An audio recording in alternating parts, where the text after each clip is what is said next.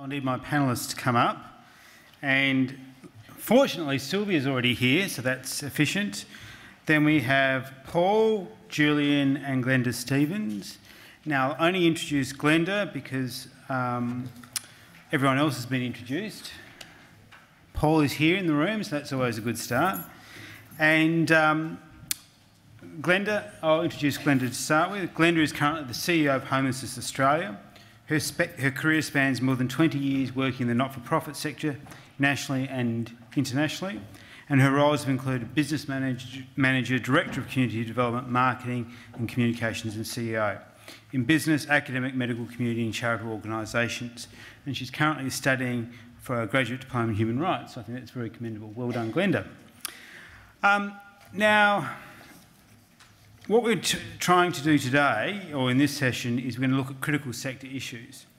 And what I thought we'd do in the 40 or so minutes, in fact in the hour we've got, is first of all I'm going to invite each of my panellists to talk for 5 minutes on what they see to be the critical sector issues, and then give me, or give us, one recommendation for governments. Now, asking people to give one recommendation can generate an existential crisis for some individuals, but that's what I'm looking for, one recommendation. And then after that, we've got a series of questions that have been submitted either today or have been submitted online prior to this event, and we'll be working through those. So, everyone, you've got 5 minutes to to give us something on what do you think the critical issue is for the sector, and then one recommendation as a result of that. Who would like to go first? Paul, perhaps. I got a confession that I didn't realise there was a 5-minute presentation. That's okay. And I just did my 40 minutes. Well, I reckon you could talk for 5 minutes. Oh, maybe I need to have a thought. Well, you go I'll first. volunteer to go first. Oh, that's very kind of you, Glenda. Thank you very much. Because at the beginning of lunchtime I found out it was a 5-minute presentation, so I've had lunchtime on you. So shall I come up there or do it from here? I might as well do it from there. Do it from here, sitting down. Much better, thank you. Of all the critical issues that are facing us nationally, I decided to talk on the perceptions of homelessness. And this came from some survey work that Homelessness Australia did last year with PricewaterhouseCoopers. And very simple survey, we posed 6 questions, and I'm just going to talk about the 6 questions and then focus in on the last question. So the 6 questions we posed were, who is more likely to be homeless? Where do they sleep? And why are people homeless? So the 400 people who responded to our survey, unfortunately, are still sitting in the stereotype, think of the 6%. All their answers showed us very clearly that they haven't developed their understanding of homelessness beyond that 6%. The next question, what type of organisation would you like to donate to? And this comes back to pretty much corporate social responsibility type answers, in that Jane McGrath Foundation with cancer research, warm, fluffy guide dogs and bronzed Aussie surf lifesavers. We all want to be one or near one. And that really is who wins with who wants to be donated to. Unfortunately, if you are in the arts, run a religious organisation and something to do with Aboriginal and Torres Strait Islanders, nobody wants to give you money. Homelessness actually doesn't fare as badly as we thought. It came in third at 33%. So it's not a high percentage, but we're not doing as badly as we thought or we perceived we would do in that question. How do you get out of homelessness? And I think Joe Hockey might have actually answered this question, because he did say you get out of homelessness by getting a job. And that's a good job. Sorry, he didn't answer it. Most people just want a job. So that's, again, another area where people are not on the ball with what's actually a reality, and not actually recognising even that a lot of people who are experiencing homelessness are working, or in fact working part-time, and that's another whole conversation. And the final question is, who is responsible for solving homelessness? And this is one we have, with all the questions, we're actually developing response mechanisms, and this is the one that sort of probably has the most forefront. This at the moment because it's what we base this year's Homelessness Prevention Week campaign on. So 75% of respondents thought that all members of the community are responsible for solving homelessness, followed by the government and bureaucracy. About 55% thought that. The charities was next, followed by the person experiencing homelessness themselves, and the homeless person's family was actually fourth. So, and those last two were actually quite small responses compared to 75% of all members of the community. And interesting, this is a shift. In 2011, there was some other research done where 60% of respondents thought that charities were responsible for solving homelessness. In our research, charities were actually fourth on the list. In that other 2011 research, they also thought that charities closely followed by government and gave a lot higher responsibility was attributed to the person and their family. So quite a change in the community's thoughts on who's responsible. So that research question led us to examine our messaging and our language. So the first piece of language we use, and I'm sure everybody in this room also uses, is just that very basic person experiencing homelessness as opposed to homeless person. And you hear it in the news, in headlines all the time, homeless person, or if you received a Christmas card from our Tasmanian senator who called them our homeless. But anyway, a person experiencing homelessness, the person first and the transient experience second. And that's something that, every time somebody says it the other way around, we very gently say, oh, actually, it's the other way. It's a person first experiencing homelessness. And then we also sort of started looking at other words that we use and other words that people use. And another one which is welfare payments and social security payments. Somewhere social security payments became welfare payments. And in the back of everybody's mind when you say the word welfare, because most people actually don't understand the full concept of welfare, they just understand the money transaction from the government. Welfare payments, welfare, and the word cheat, bludger, etc. all sits on the end. So that slightly negative connotation of welfare payments. So we try to use social security payments and avoid the word welfare.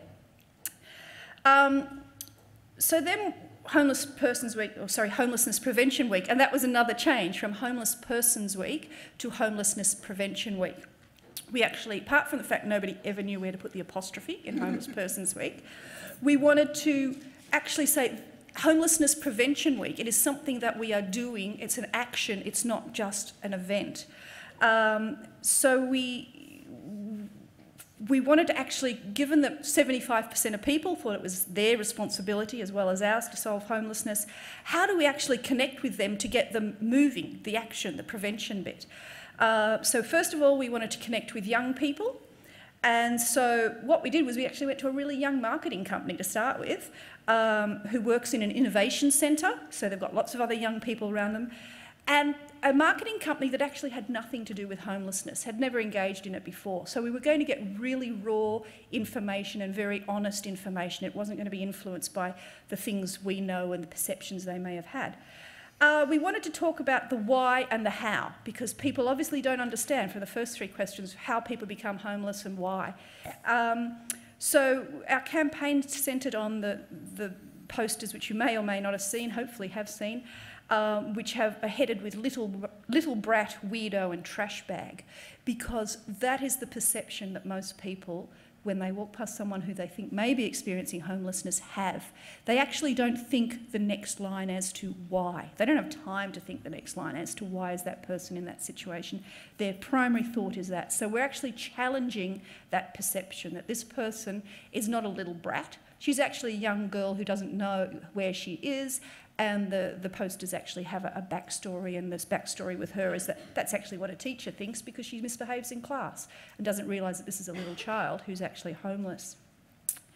Then the next thing we wanted to do was start talking beyond ourselves. Okay, so we all know lots and lots of information about homelessness, but if we want to change the community's perception and get the community on board, we actually have to engage with the community, use their language, and go and talk to them so they can hear us. So in the last few months, we've been at things like the ALP Fringe Festival. We've been talking with New South Wales Treasury, schools, Rotaries. Basically, if you send us an invitation, we'll come and talk to you, because we want everybody to understand it, that it's ordinary people experiencing an extraordinary situation. And that's why this morning's DVD was so good. It showed ordinary people who have been through an extraordinary situation, that homelessness is able to be overcome, and that it is just somebody similar to you and me. So that ordinariness is very much part of the program. And then the last part of homelessness prevention week was what can ordinary people do, considering they're the ones we want them to work solving it. So how can they step up? Once again, we had to go in and start looking at how do young people engage with things. So we had to use young people language, become an activist, become a supporter. Sign on to Champions of Homelessness, which on the surface sounds a little bit shallow, but it's actually how young people engage. They don't actually want to commit to a full-blown 3 hours every week doing this, that and the other. They just want that snapshot of, I want to know the information and I'll come in when I can. So Champions, they can go onto our website, sign on, and periodically we'll give them a snapshot of information for them to digest, and that way they'll build up their knowledge about homelessness. So we've been talking about small efforts bringing big results. And this all sort of comes around, if you want to put a bit of theory behind it, is Kingan's theory for change, which is we all know the problems, we've presented the problems, experiencing homelessness, the possibilities, the DVDs, etc., and how people can go about changing it, and then bringing in the political will. The will of our politicians and big decision makers will only be changed by the community getting on board through their social engagement, and saying that this is important enough for us to care about, therefore you have to care about it all as well. One recommendation. And one recommendation, so from that work, is that for this room, my recommendation is for us all to stop talking to each other in the housing and homelessness sector and with government, and talk beyond each other and using the positive language of ordinary people experiencing extraordinary circumstances. Thank you. 5 minutes? Thank you very much. Maybe a little bit more, but I'm a generous person. Sorry. Who would like to go next on the panel? Thank you very much. I'll have not 5 minutes, okay. That's okay. We'll share it around. Share the credit. I think homelessness is not well understood. As well, I don't think people understand the whole continuum at all, and settle on perceptions. And I think some of the activities that we do, and with that I think of things like the CEO Sleep Out, it has pluses and minuses, I think, because what it can do is perpetuate the model of sleeping rough is what homelessness is, but most homelessness is largely unseen. It's family members, you know, wrapping round and helping out. It's friends helping out.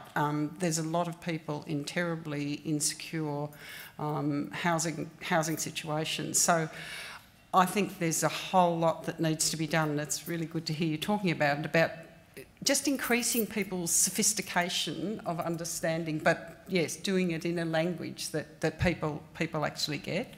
For me, a really hot button issue is older women and homelessness, what family breakdown can do, lack of superannuation.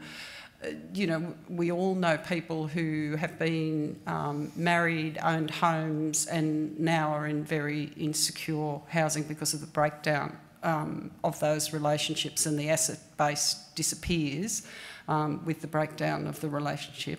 And I sometimes wonder with, you know, event-based activities, and I was talking about the CEO Sleep Out, I think if you locked a lot of people in a car for a week with 3 children, they'd probably fully understand what it was like to really, truly be on the edge of homelessness. So for me, my one message to government would be philanthropy needs nimble, creative organisations which, you know, are generally small, I think. Not always, but we need them to work alongside. We need you know, the great ideas and stuff like that. So I think it's really important not to erode a viable not-for-profit sector that is broadly representative and not just with large players. Great. Thank you very much, Sylvia. Paul? Okay, I'll be very quick. Just following on from Sylvia there, she's a real champion of the sector, isn't she? What she said about the Sacred Heart mission and her presentation as well. Everybody knows anything about the sector, knows that what goes on in those places can't be reproduced by some sort of commercial operation. So my question, mine's more of a question than a recommendation. Back in 2009 or sometime like that, I wrote a submission for the Brotherhood of St Lawrence to the Productivity Commission on the future of the not-for-profits or whatever. A lot of the things I said today about the history and blah, blah, blah, and good for democracy, good for the community, not just services. And it was excellent. I met the woman who was in the team writing the report. She said, "Oh, Paul, it was really excellent. I loved reading it." But she said, "You know, we're only economists." And so we couldn't really address all of those kinds of things. Then 2014, there was a group campaigning up in Parliament House in Canberra about the National Competition Policy Review. And I forget the lady's name, but she was on Ian Harper's panel to review competition in Australia. So she gave her spiel, and you could tell from the whole tenor of the conversation, it was all about the economy, right? And drug pharmacy prices and taxi drivers and all of that. And at the last minute she said, "Oh, and there's also education, health and welfare." So we don't really know much about that yet, and it might take a bit longer, but we'll get onto it. And so in my mind, because bouncing around all these different places, I'm in a room here with you. Here's the people who know about welfare and health and all this kind of stuff. Never represented in these discussions about how we're going to do a better job and make the sector really good. So that's my question to you people, and any reflections you might have on why is it that the sector doesn't seem to be able to get into this these reform forums on your future. Great. Thank you very much. And Julian, over to you. Well, I suppose I tend to think that most issues need what I'd call a bifocal approach. So that's looking at the long term and sometimes at deeply preventive action, and then at the problems right in front of you and in a very detailed way. And I find a lot of policy discussion falls in the middle. It's neither detailed and practical enough, nor is it really looking to the long term and the prevention. In terms of detail, though, often a discussion of that firstly means that you need to know, in this case, the local environment fairly considerably to be able to contribute. But also, if you engage in it, unless the audience has been very carefully chosen, you'll drive quite a few people up the wall or confuse them, because it would be going into real detail. In this case, I don't know the detail anyway, but that is a difficulty when you're having discussions. But I also think prevention, and I'm interested that's the change in the name, is so important here. I'm just not sure, frankly, what a homeless sector is, what it means and what it should be. It seems to me there's quite a difference between those. They may be somewhat the same, but there's a very different role between providing services for people who have become homeless from trying to prevent homelessness. And I suppose if you looked right across virtually all the areas of policy that I've been involved with, they might be economics, tax, health, education, social security, in every one of those areas, I guess that my own goal and that of many of other people, the ultimate thing would have been to prevent people becoming homeless. So it's in each of those areas, and you could see, if you think about the DVD and the different reasons that led to the problem, they don't that's not a homelessness sector issue. It's a housing issue or a health issue or a family relationships issue or an access to proper mental health services issue. So advocacy for homelessness prevention is really very different from working together as a sector of those who are actually providing the services. So I'm a bit reluctant actually to sort of see too much of a view that there's some homelessness sector that's different and that other people shouldn't be as concerned with it as well. And so I'll just mention one area where I can say something a little specific, and that is in relation to the housing part of that and the housing supply. Because I think that there are three priorities that are very important to try to reduce the extent to which lack of affordable housing contributes to homelessness. I think, incidentally, probably until about the last 10 or 15 years, my own view is that lack of affordable housing wasn't a major cause of homelessness. There were usually other problems. But I think that's changed quite rapidly in the last 10 or 15 years. Firstly, of course, we really need to strengthen public housing. Not hugely numerically, but better quality, and by that I mean very often the environment in which it's in, both physical and other ways. So I think we need to revive public housing from the stigma that's been put on it quite unfairly. But in doing that, we've got to be pretty ruthlessly realistic and brutal about our own thinking and not just think public housing is always right. The second thing, though, is I think we need to strengthen non-profit involvement in the provision of affordable rental housing. But I don't mean just what's called social housing. I have to say I strongly dislike the term social housing, and it's just borrowed from England and where it was adopted for different reasons. But I think it's just continuing the sort of ghetto marginalisation language, and that affordable housing is a much better word. But we need to hugely strengthen the supply of rental housing where you're not going to be necessarily paying less than 30% or whatever of your rent on it, but at least you're going to be paying a hell of a lot below market rent. I think, Andrew, you might have had in what you showed earlier that a lot of the worst hardship is actually in private rental. That's right. Yeah, and this is a thing that a lot of advocates of public housing tended to overlook. There are actually more people in hardship in private rental than we're getting into public housing. But we need their institutional investment. I'm not a huge fan usually of sort of institutions and corporations, but the reality is we're a very odd country here in how much of our rental housing is owned by so-called mums and dads. And that actually in many ways inhibits the development of good long-term availability of affordable housing, and we really need to get the institutions, whether they be churches, unions, super funds, etc., involved in this. And that was what the National Rental Affordability Scheme was aimed at triggering, and I think we need to keep going in that area. And non-profits have a very important role, but I don't think they should, and some of them I think do this too much, see themselves as competitors with public housing and want to bag public housing and see non-profit as the answer to everything. And I'd have to slightly, I'm not sure whether I'm disagreeing with Paul on this, but I think that in many ways the difference between for-profit and non-profit can be significant, but as the organisation gets larger, the differences tend to disappear. Large organisations lose a lot of the sensitivity, a lot of the almost volunteer spirit, the commitment, etc., if you're not careful. And a leading representative of non-profit employment services had the courage to admit to me when I was doing an inquiry for the government into employment services, under Job Network, he said, you won't find a big difference between the big for-profits and the big non-profits. And that was true. Size, bureaucracy, CEOs who've come from big business and want to go back to big business, and therefore want to always look, you know, pretty buttoned down, focused on efficiency. These are human things we need to bear in mind about how people will behave.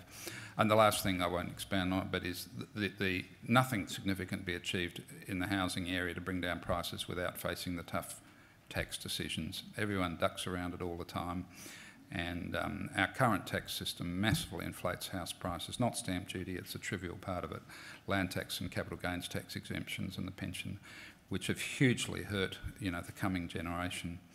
And frankly, if I were to say one thing to government, this is going back to deep prevention, I would put a land tax on owner-occupied property above a modest level. I'd drop stamp duty and I'd bring land tax in. Now, that's been recommended by a lot of people, and it would very substantially reduce housing costs, not just for homeowners. It flows through the market, and it means that rentals are cheaper, and even public housing is cheaper to provide. Thank you very much. Now, there are a couple of questions that have been emailed in previously, and I'll moderate them somewhat, but not too much. One of the critical issues, obviously, in Australian society at the moment is the discussion around the reform of federation, part of which is a discussion around a potential shift in responsibilities with housing and homelessness going back to the states, with the federal government vacating the field. What do you see as the potential risks of that strategy or that development, and what do you see as the potential opportunities, if any? I'll take one or more contributions on that, thank you. Well, maybe at the risk of doubling up, because that is something I've been involved with quite a bit in discussion over the last 5 or 6 years. And firstly, I'd say it's a complete fantasy to think that the Commonwealth can get out of housing, which is the word they often use. It's hugely misleading. The major causes of housing supply and housing demand are with the Commonwealth. Immigration, apart from anything else, is a major factor. Tax is a major factor. The general economy and interest rates, those things all dwarf the impact of, say, Commonwealth rent assistance or whatever. So the commanding heights of what happens in the housing market are always going to be with the Commonwealth unless they're going to give up those powers, and I can't see that happening. So what it would do to the view that they can get out of housing is absolutely impossible. What it means is they could try and get out of carrying the can for what they've done with their macro decision making. So that's the first thing. The second thing is when they talk about getting out of housing, they talk about getting out of the direct expenditure programs, which are in fact public housing and Commonwealth rent assistance. They don't talk about the programs which cost their budget 5 times more, which are the tax concessions. The capital gains tax and other tax concessions cost, even if you conservatively, other people put it a bit higher than this, they cost about $20 billion a year. The combined total of Commonwealth rent assistance and money for public housing is $4 billion a year. So it's all part of this deliberate, part of the economic rationalist anti-government approach that direct spending is bad and covert, usually regressive tax expenditures are okay. I think, though, that what the Premier here said the other day, although I think it needs to be said more clearly, he, I think, is drawing a distinction between managing and funding, but that needs to be made very, very clear. I think the management of the provision of low-cost rental housing and the oversight of the direction of subsidies should be done at the state level. That's what we wanted done with NRAS, and it's one of the main reasons why it didn't achieve as much as it could have, although it still achieved a lot. But to get into a situation where the Commonwealth thinks it doesn't have to fund a lot of that would be disastrous. And incidentally, for them to try and do it through Commonwealth rent assistance, which just drives up prices.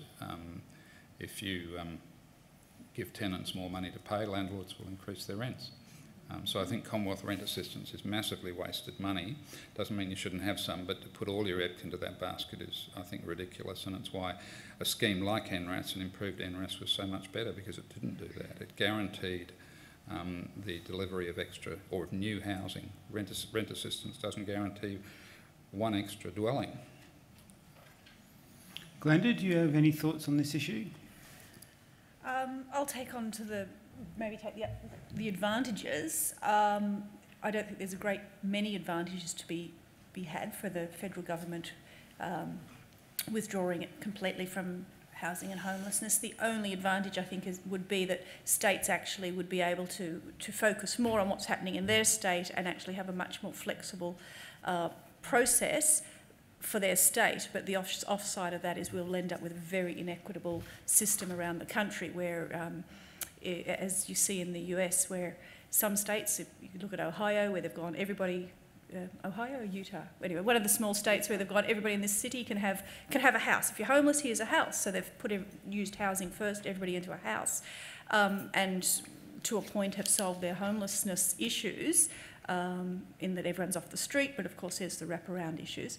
But that's not done anywhere else in the country. So that there's a very inequitable program in that, and there could be almost the thought of we'll have a homeless drift from one state to another, just because the perception is that people will get a better deal in that state. We do see it a little bit already from rural New South Wales with people coming to the ACT, thinking that they'll get better service as experiencing homelessness because of being a city, small city, perceived a lot of money, that they'll get serviced and looked after better. So that's sort of that would be the only advantage I could see, is flexibility, but with that advantage comes a negative. Great, thank you.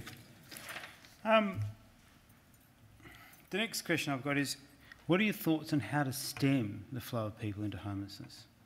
Where should the priorities lie, and what are the strategies that should be pursued?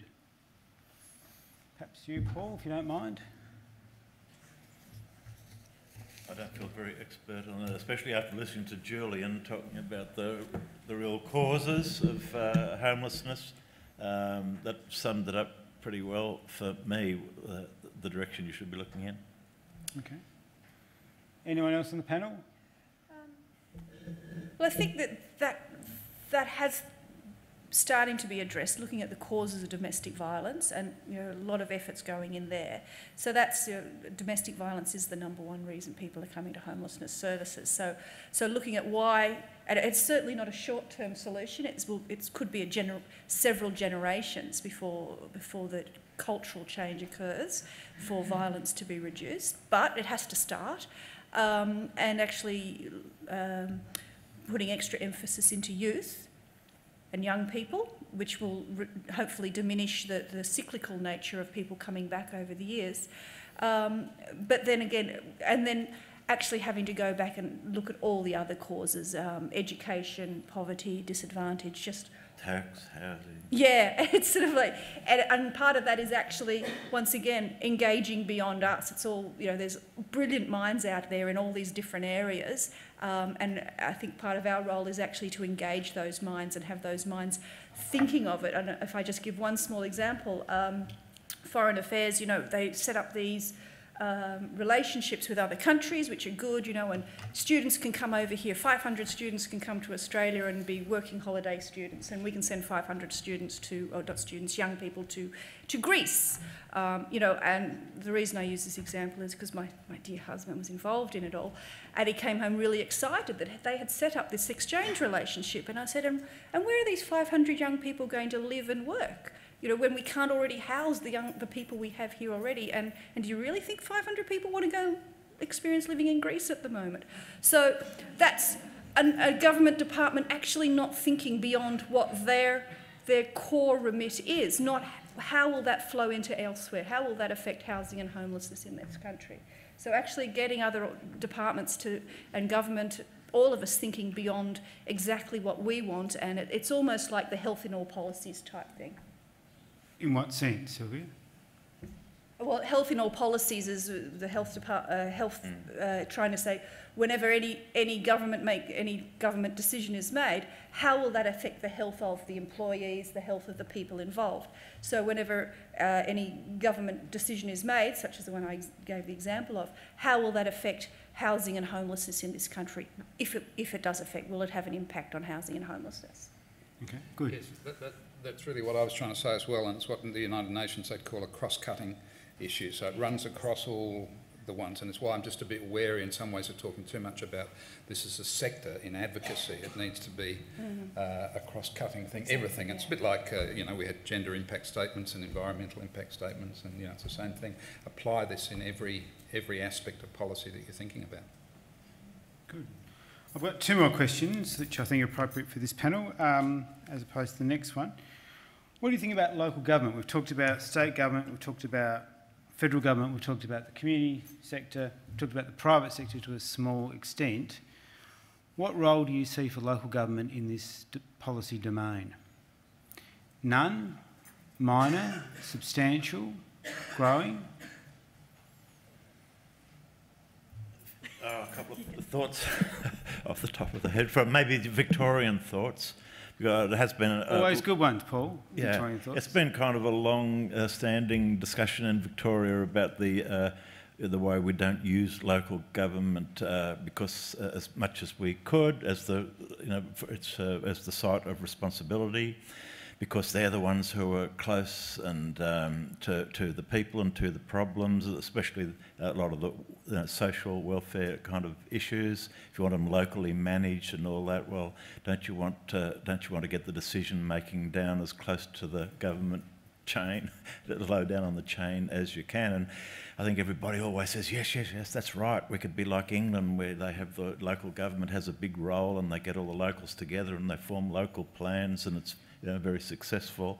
So I think a lot of people do think that we've got a bit of there's a governance issue there, that the real decision making shoots up to the state level or the bureaucrat or the federal level, and there's too much distance between them and or where all the local knowledge and issues are. So I think it's a problem, but I'm not sure that there's any moves to radically address it. Sure. Sylvia? Well, local government's responsible for planning, and it's where the rubber hits the road in so many ways. It can either make things possible or not possible, and plus it has a whole level of infrastructure, community infrastructure, that I think informs it about what the issues are within its community. I think from maternal health through to libraries, there's a broad range of services that are touch points for people who have real needs in their life, and they could and should be in touch. I mean, I think it lets local government off the hook if they're just roads, rates and rubbish, because they're not. People have much greater expectations of them, and they're a lot more accessible to their community. So I would think it's very, it's very, very important. Great, thank you. Julian? Andrew, I think in theory they've got a very valuable role to play, and in the affordable housing area we did have quite a bit to do with trying to get them interested, including here in South Australia with Onkaparinga Council, for example, and also just forgotten the name of the council that's responsible for Elizabeth, but that, that one. And to some extent Adelaide City Council actually, but over time, certainly over the 10 years or so I've been involved a little bit in engaging with them, there's definitely been an increased interest in their involvement in affordable housing, both within the city and in regional areas. And I think they can play a very valuable role, partly through helping to provide housing, but also I think micro or very local level planning and even architecture is actually a very important part. Loneliness is going to become an even bigger issue in the future than it is now, and loneliness can be very often both a cause and a consequence of homelessness.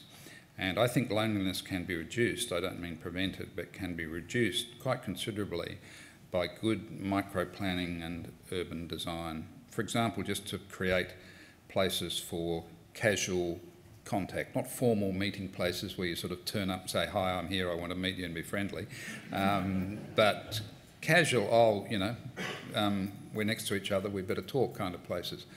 And I think local councils can make a very big contribution in that way.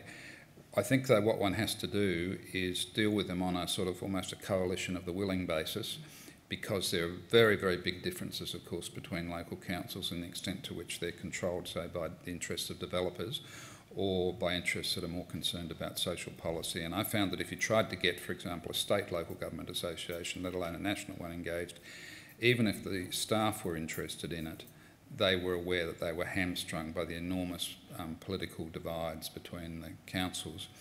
And of course there is the problem of just the calibre of councils. A price of local council is that quite often local vested interests can dominate too much. That can be overcome a bit, I think, through regional organisations of councils, which I think is sometimes perhaps a better solution than very large councils. Regional organisations of councils get some of the benefits of scale. But I think the more we can get them interested, and my experience was that there was a slowly growing interest in this area, really pushed by the demands of the locals, just saying we've got a massive problem here. And sometimes it's actually important. I recall actually one of the people who came to us was from South Australia, a regional area, where they had just dwindled beyond the point of sort of social sustainability in their place, and they really wanted to be able to provide affordable housing to attract industry. Or to keep the industry that was there.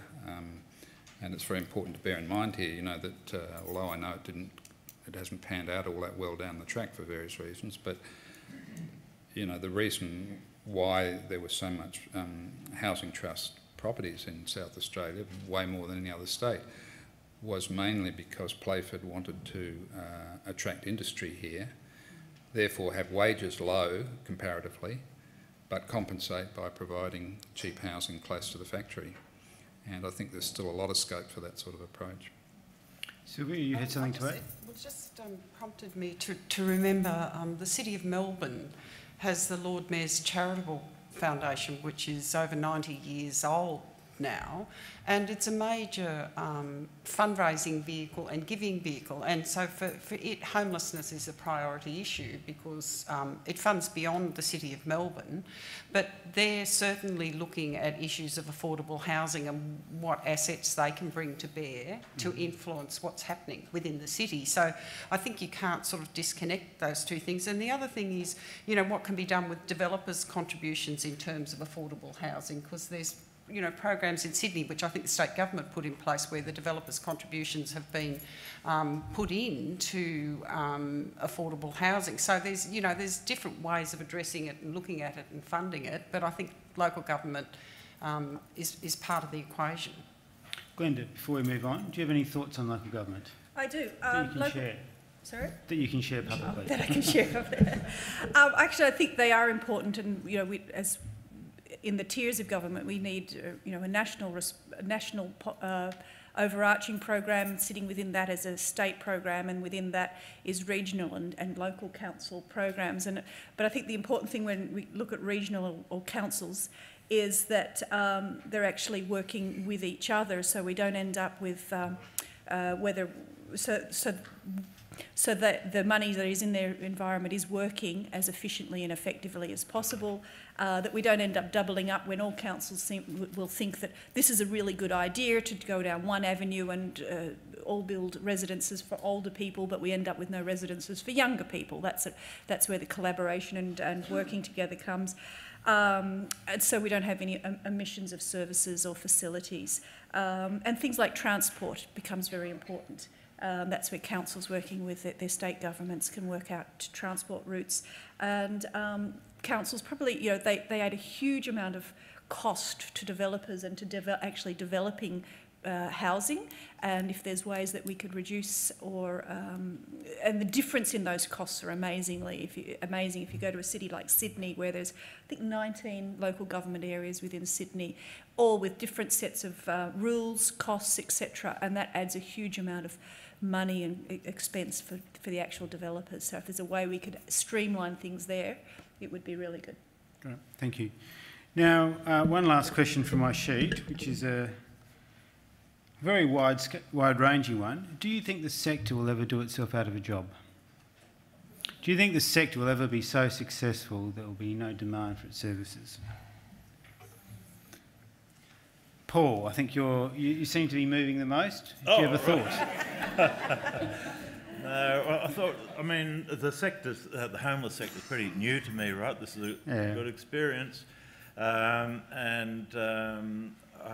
remember reading a book about homeless policy before I came to try to get some ideas, and then I heard the discussions, and people always say, oh, the sector, it's a bit like what Julian was saying, what is this sector? And, you know, and so I guess you see the sector there, part of the welfare system or the welfare state, and they've got their niche, and they've got all these different services. They follow the David Capo model that Andrew told us about, and they reform and they get the services more integrated and more efficient, and they look at the inputs and the outputs. And so, but it does tend to be, so in that sense that you've got your sector there, and so it can't control the inflow really of you know, how many people are homeless or not. They've got no control over that at all. That's what Julian's account of the economy and taxation and housing policy and employment, you know, labour markets and all the rest. So, so long as we don't have a perfectly managed economy with jobs for all, housing and you know, education, health, mental health services and good family. I expect the sector will still be there performing its service in the scheme of things. Good. Okay, thank you. Sylvia and then Glenda, I think. Just quickly. I mean, I think hope is a necessary part of the human condition. I mean, it's why, you know, it's why we all work in the jobs that we do, that we hope and we want that things can be improved. And I sit on the most Pollyanna of all of the spectrum in philanthropy, where you really do think you can change things. So, you know, you've got to aspire to ending some of these very complex social problems. Now, how realistic that is, I don't know, but you wouldn't rock up to work every day if you didn't have hope that things could improve and be better. Sure, thank you. That's very good. Glenda. Well, I'm a bit of the Pollyanna as well, but I do think that I would like to see a sector that is greatly reduced in size and that is more nimble and able to actually, if somebody is experiencing homelessness or on the verge of homelessness, as about half the people who come to services are not yet homeless, being able to actually support them so they don't become homeless, actually address their needs in a full way so they can either re-enter community completely and as quickly as possible. So it's, and I think the sector sort of, it would probably, given the Pollyanna idea, shrink, but operate quite differently. At the moment, there's a lot of red tape and a lot of time spent with a lot of barriers and hurdles in front of people as they're trying to help their clients. So it would be much better to have a system where those barriers weren't there because everything was working better. Great, thank you. I'd now like you left that topic. Continue with it, Paul. No, I've just had one of my little history moments. Excellent. Thinking about the Brotherhood of St Lawrence and all of that. So don't forget, for centuries, people thought unemployment, they're always going to be around, it's natural. Markets fluctuate, they go up, they go down, you always have unemployment. And then people thought, oh, well, maybe the markets can be corrected, and we had Keynesian economics and we had the policy of full employment. And that came in, and suddenly everybody had jobs. And at the Brotherhood, they were saying, oh, maybe there's nothing for us to do anymore. Maybe we'd have to find something else. And for 30 years, that was the way, 1-2% unemployment. So going back to my inclusive growth narrative this morning, if we think about the sector as part of a new social economic model in Australia, where we actually aspired to house everybody, as they did in the 1940s, aspire to do it, then I think that's an important thing for the sector, is to, okay, you have your role and it is the immediate assistance and help, but as you've said as well, it also ought to be out there educating the community and advocating with the politicians for a bigger, something bigger that can really do for homelessness what they once did for unemployment. Great, thank you very much. And I think it's an important policy reflection, actually, that if we choose to do these things, it's surprising what we can actually achieve. Andrew, perhaps could I just add, at the risk of being pedantic and repetitive, though, that I don't think the headline question should be to do with the sector. It should be to do with the problem. I do think, without diverging too much, that I've found from having worked, in a wide range of parts of the sector, that there can be a tendency in some organisations to think that the main aim of the organisation is to provide a job for the people working in it. And I think that's very damaging, and that we must always remember that the money that's been given to us, if we've got any money, or the other things that have been given to us, by and large, were not given for that purpose. They were given actually to help people in disadvantage, and that should always be our goal. So the question would be, what kind of disadvantage are we going to have in the future, and gross disadvantage, and how can we best respond to that? And that's why I'm wary of locking something too much into being a homelessness sector. To me, it's a question of who are the most deeply disadvantaged people and what are the range of ways in which we can help them, and the ways in which, you know, services that identify themselves as homeless now do it is only one of the responses that are needed. And indeed also the people who are now homeless, either on the street or the other definitions of homeless, are only some of the people who one needs to focus on about the most disadvantaged. So I wouldn't want to sort of pose it too much in sector terms. The last thing, as I said earlier today, is I do think that one needs to have ambitious goals, but crazily unrealistic goals don't help. They actually sap the spirit more. Pessimism or whatever, stagnation, can't do anything about it, is bad. But I think probably at least as bad, I would say, is crazily ambitious goals. There's nothing wrong with being soft-hearted and hard-headed. Thank you very much. Now, probably have time for 2 quick questions from the floor. Yes? What?